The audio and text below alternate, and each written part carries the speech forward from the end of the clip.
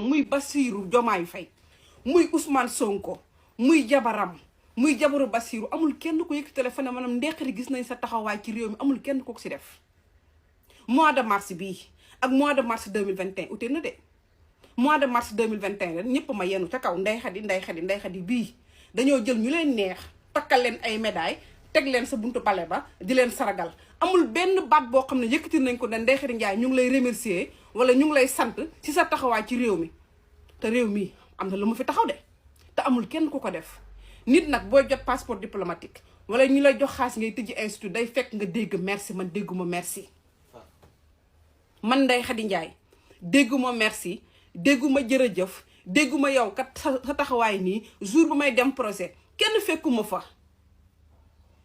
Je vais vous citer Madame Ndeye Khady Ndiaye. Je la donne en exemple à tout le peuple sénégalais.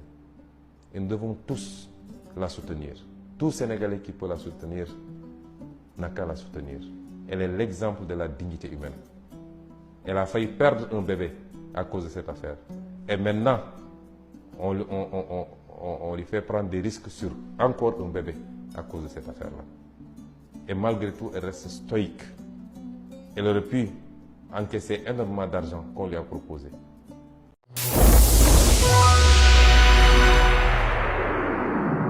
Sénégal Info TV, la Chine de tous les Africains, abonnez-vous.